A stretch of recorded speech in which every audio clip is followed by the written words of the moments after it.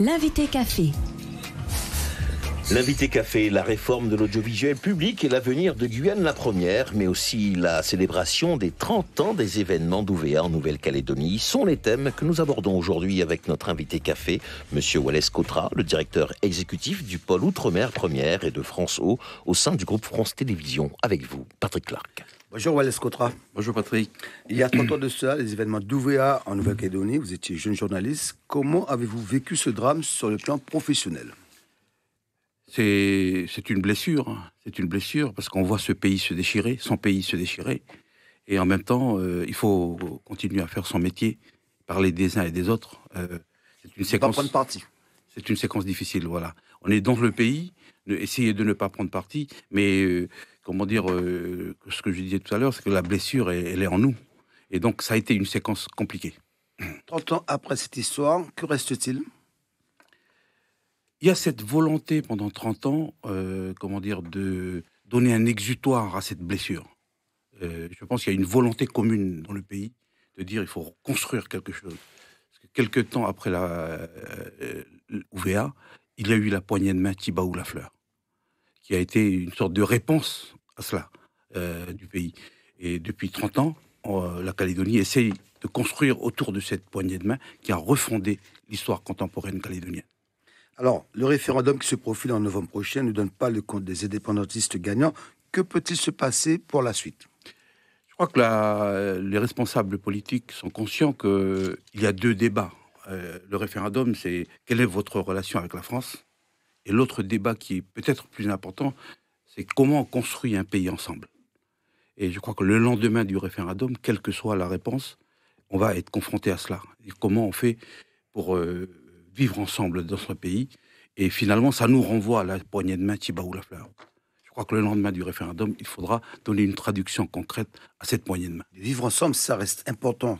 C'est ce qui va décider de l'avenir, effectivement. Finalement, il y a un fait calédonien. C'est-à-dire que les gens commencent à vivre ensemble. Ils ont co-géré le pays. C'est assez exceptionnel, puisque le président du gouvernement est contre l'indépendance et le vice-président est pour l'indépendance. Et pendant 30 ans, ils ont fait ça. Ils ont construit des usines, ils ont développé économiquement, ils ont développé culturellement.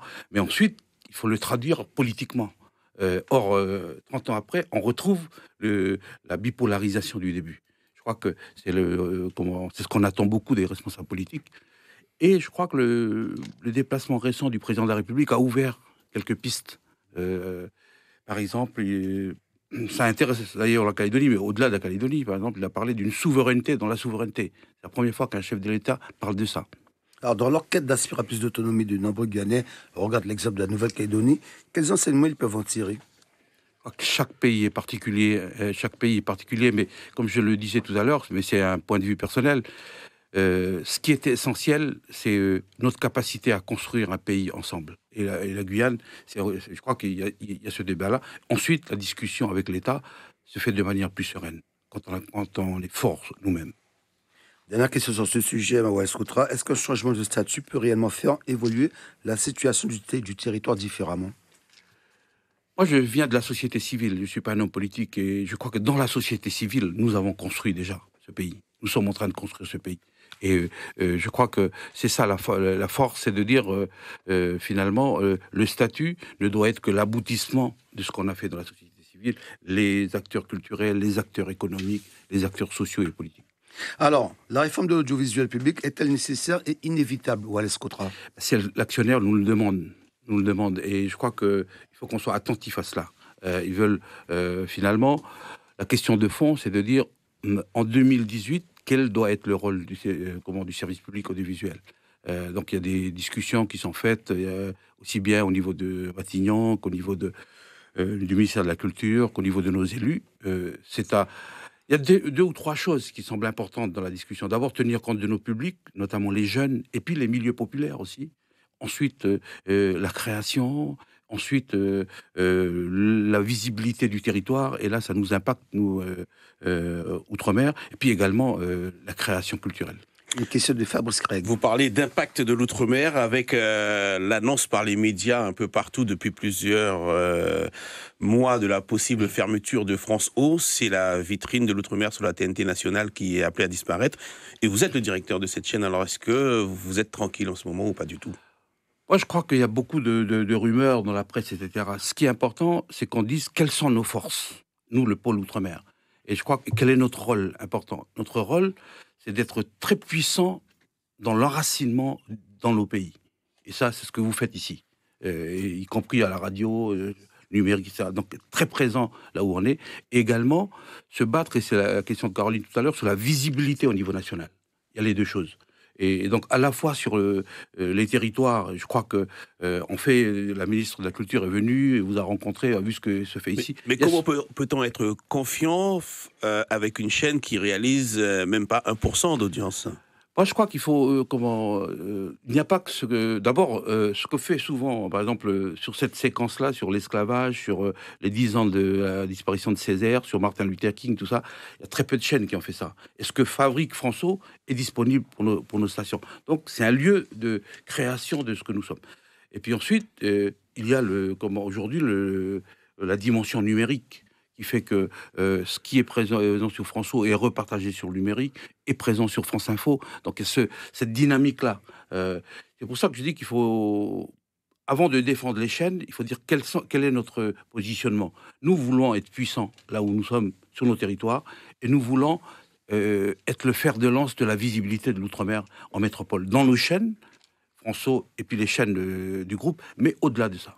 Une question de Véronique Betts. Non, on va pas se mentir, souvent, quand il y a réforme, c'est pour rogner un peu sur les budgets. On sait que le budget est déjà très tendu et qu'il le sera encore plus. Comment on évite, en rognant les budgets, qu'on dise, allez, sans forcément réfléchir sur le fond, on ferme François, on ferme telle ou telle antenne de France 3, et puis débrouillez-vous avec ça. Comment vous et vos collègues allez peser pour ne pas juste faire de la suppression de crédit en enlevant ce qui est visible? Je crois que si on va faire simplement une démarche comptable, tout le monde aura tout faux, finalement. Et on le voit bien dans un territoire comme la Guyane, que finalement, ce que nous faisons, c'est plus qu'un média. Nous participons au développement du pays. Nous construisons le pays avec les acteurs guyanais.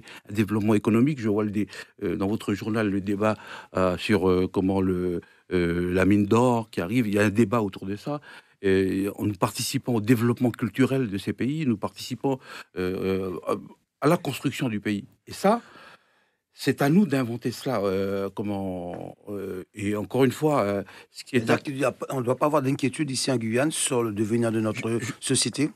Je crois, et c'est l'objet aussi des discussions avec les équipes ici, c'est de dire finalement, vous avez commencé à anticiper sur les changements qui se passent pour adapter l'outil aux transformations du pays. Alors ensuite, c'est ça qu'on présente à l'actionnaire. On dit, voilà ce que nous faisons. Je viens de Mayotte, où pendant 2 mois, le pays a été complètement bloqué. Et finalement, dans un pays qui est bloqué, qui implose, que reste-t-il finalement? Cet espace que nous créons.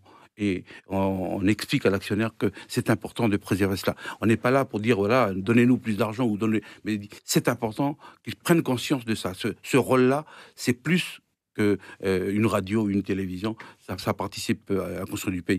Et je pense aussi que la visibilité en métropole, c'est quelque chose qui est important. Que ça passe par François, que ça passe par le numérique, que ça passe par la radio, etc. C'est important que on soit présent dans chaque territoire, mais et la question de l'esclavage est importante là-dessus, que la nation prenne conscience de cette complexité et cette richesse de l'outre-mer. En quelques mots, Wael Socotra, est-ce que la modernisation du service public passe par la révolution numérique et digitale? Je crois qu'on y est en plein. On y est en plein. C'est-à-dire qu'à la fois, en interne, il faut que nous bougeons. C'est ce que vous faites déjà ici. Il faut peut-être y aller encore plus. Et puis d'autre part, au niveau de l'actionnaire, que l'actionnaire soit conscient de ce rôle particulier que nous jouons dans nos territoires.